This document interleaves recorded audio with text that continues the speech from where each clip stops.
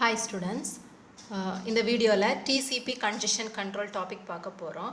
So what is congestion? First congestion என்னன்னு பார்ப்போம். ஒரு நெட்வொர்க்கில் வந்து சோர்ஸ்லேருந்து டெஸ்டினேஷனுக்கு நம்ம பேக்கெட் ஆர் டேட்டாவை டிரான்ஸ்மிட் பண்ணும்போது அது ஓவர்லோட் ஆயிடுச்சுன்னா கன்ஜெஷன் வந்து அக்கர் ஆகும். ஓகே, ஸோ நெட்வொர்க்கோட கெப்பாசிட்டியை விட இருக்கிற கெப்பாசிட்டியோட அதிகமாக டேட்டா டிரான்ஸ்மிட் ஆகுதுன்னா அதில் வந்து கன்ஜெஷன் அக்கர் ஆகிறதுக்கான சான்சஸ் இருக்குது. Okay, so when load in network greater than the capacity congestion occur. Okay, so இப்படி நடக்கிற கன்ஜெஷனை கண்ட்ரோல் பண்ணுறதா என்னென்னா கன்ஜெஷன் கண்ட்ரோல். ஓகே, ஸோ இந்த கன்ஜெஷன் டிசிபி கன்ஜெஷன் கண்ட்ரோலில் வந்து டிஃப்ரெண்ட் டெக்னிக்ஸ் யூஸ் பண்ணுவாங்க. Slow start, additive increase, multiplicative decreased, fast retransmit and fast recovery. Okay, first வந்து அதில் கன்ஜெஷன் விண்டோனா என்னன்னு பார்ப்போம். ஸோ கன்ஜெஷன் விண்டோ நம்ம நெட்வொர்க்கில் வந்து ஒரு டேட்டாவை டிரான்ஸ்மிட் பண்ணும்போது ஒரு விண்டோ சைஸை டிட்டர்மைன் பண்ணி வச்சுருக்கோம். Okay, senders window size is determined by the receiver and also by the congestion in the network. Okay, so நெட்வொர்க்கில் வந்து கன்ஜெஷன் அக்கர் ஆகும்போது சென்டரோட விண்டோ சைஸை வந்து டிட்டர்மைன் பண்ணி வச்சுருக்கோம். ஸோ அந்த விண்டோ டிட்டர்மைன் பண்ணும்போது இங்கே கெப்பாசிட்டி ஓவர்லோட் ஆகும்போது என்ன பண்ணோன்னா நோட்டிஃபிகேஷன் கொடுக்கும். நோட்டிஃபிகேஷன் கொடுக்கும்போது இந்த விண்டோ சைஸை ரெடியூஸ் பண்ண வேண்டியது இருக்கும். ஓகே, ரெடியூஸ் பண்ணும்போது கன்ஜெஷன் அக்கர் ஆகிறத கண்ட்ரோல் பண்ணிக்கலாம். ஓகே, ஸோ சென்டரில் வந்து 2 pieces ஆஃப் இன்ஃபர்மேஷன்ஸ் இருக்கணும். அப்போ தான் அந்த இன்ஃபர்மேஷன் தெரிஞ்சால் தான் சென்டர் சைடில் இருந்து எந்த விண்டோ சைஸில் டேட்டாவை டிரான்ஸ்மிட் பண்ண முடியும்னு தெரியும். Okay, so 2 pieces of information என்னெல்லாம்னா ஒன்று வந்து ரிசீவர் விண்டோ RWNDன்னு சொல்லுவோம். இனி ஒன்று கன்ஜெஷன் விண்டோ சைஸ். நெட்வொர்க்கில் இருக்கிற விண்டோ சைஸும் ரிசீவருக்கு தெரியணும், ரிசீவரோட விண்டோ சைஸும் சென்டருக்கு தெரியணும். அப்படி தெரிஞ்சால் தான் சென்டருக்கு வந்து அதுக்கேற்ற மாதிரி விண்டோ சைஸை அட்ஜஸ்ட் பண்ணி டேட்டாவை டிரான்ஸ்மிட் பண்ண முடியும். ஸோ அந்த மாதிரி டிரான்ஸ்மிட் பண்ணும்போது கன்ஜெஷனை வந்து நம்ம கண்ட்ரோல் பண்ணிக்கலாம். Okay, so actual window size is equal to minimum of congestion window and advertised window. Okay, so அதாவது actual window sizeனா சென்டரோட விண்டோ சைஸ் வந்து எப்படி இருக்கணும்னா நெட்வொர்க்கில் இருக்கிற விண்டோ சைஸை விடைக்கும் ரிசீவரோட விண்டோ சைஸை விடைக்கும் எப்படி இருக்கணும், மினிமமாக இருக்கணும், கம்மியாக இருக்கணும். ஓகே, ஸோ அதான் என்னென்னா ஆக்சுவல் விண்டோ சைஸ். சரியா, இதில் கன்ஜெஷன் கண்ட்ரோலில் open loop congestion control, closed loop congestion control, அப்படி 2 கன்ஜெஷன் கண்ட்ரோல் இருக்குது. ஓப்பன் லூப் கன்ஜெஷன் கண்ட்ரோல்னால் என்னென்னா கன்ஜெஷனை வந்து ப்ரிவென்ட் பண்ணும். க்ளோஸ்ட் லூப் கன்ஜெஷன் கண்ட்ரோல்னால் கன்ஜெஷனை வந்து ரிமூவ் பண்ணும். ஓகே, கன்ஜெஷன் அக்கர் ஆகிருக்கும், ஸோ அதை வந்து ரிமூவ் பண்ணுறது தான் என்னென்னா க்ளோஸ்ட் லூப் கன்ஜெஷன் கண்ட்ரோல். இப்போ நம்ம நெக்ஸ்ட் வந்து கன்ஜெஷன் கண்ட்ரோலோட டெக்னிக்ஸுக்கு போவோம். ஸோ டெக்னிக்ஸ் என்னெல்லாம்னு சொன்னேன். Slow start, additive increase, multiplicative decrease, fast retransmit, fast recovery. Okay, first வந்து என்னென்னா ஸ்லோ ஸ்டார்ட், அது வந்து எக்ஸ்பொனென்ஷியல் இன்க்ரீஸ்ன்னு சொல்கிறோம்.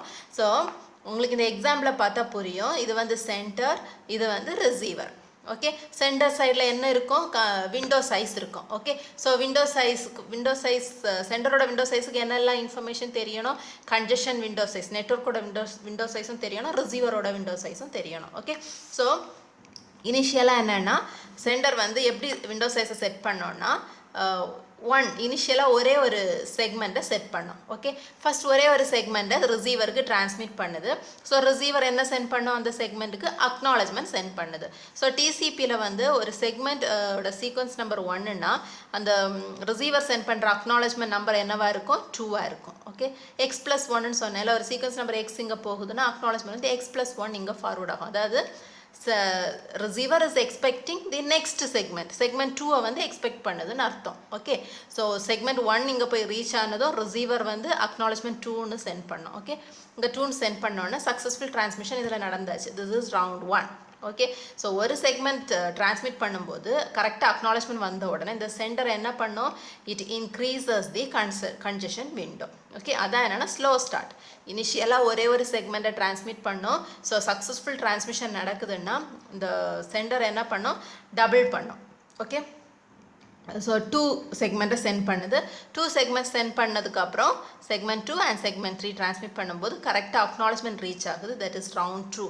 ஸோ இதுலேயே சக்ஸஸ்ஃபுல் டிரான்ஸ்மிஷன் நடக்குதுன்னா சென்டர் வந்து கன்ஜெஷன் விண்டோ என்ன பண்ணுது, டபுள் பண்ணுது. ஸோ 4 இப்போ சென்ட் பண்ணுது. ஸோ 4 செக்மெண்ட் சென்ட் பண்ணோம், அக்னாலஜ்மெண்ட் வருது. ஸோ இதில் ஏதாவது ஒரு இடத்துல கன்ஜெஷன் அக்கர் ஆகுதுன்னா it will slow down the process.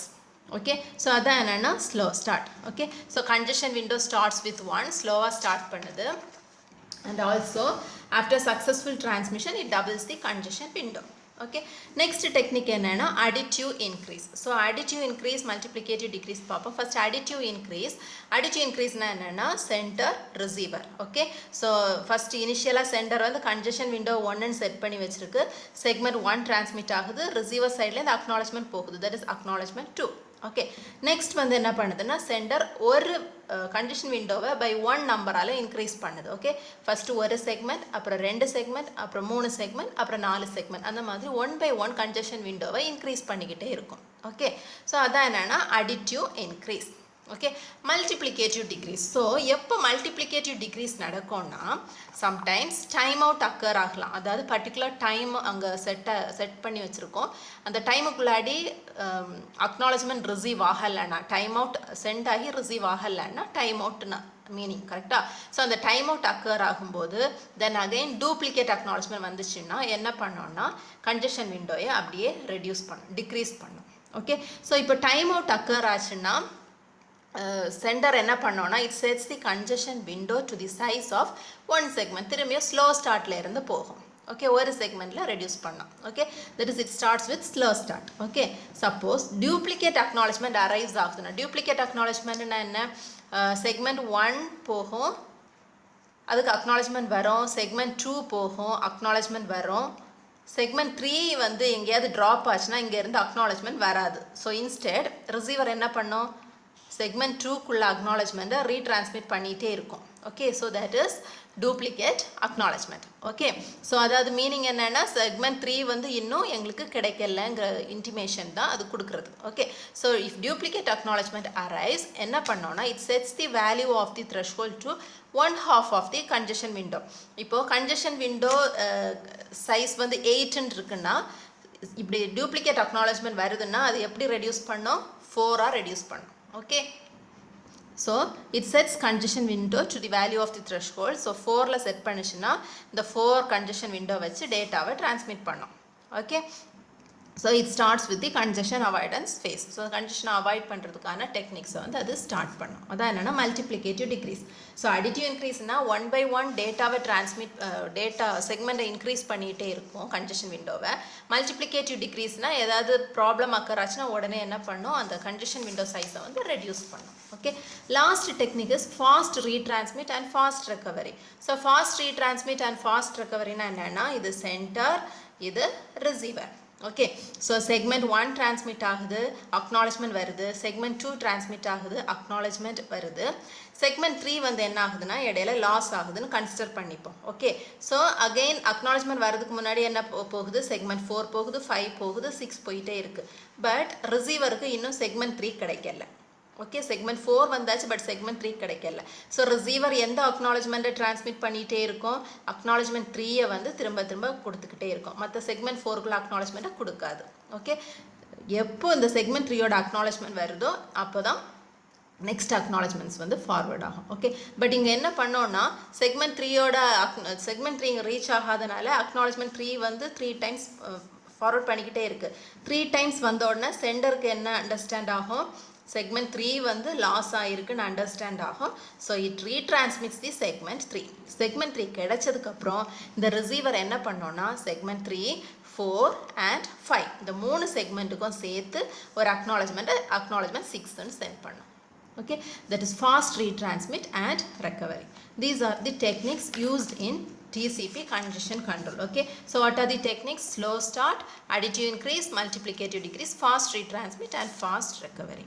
Okay, so in the topic உங்களுக்கு understand ஆயிருக்கும்னு நினைக்கிறேன். Thank you students.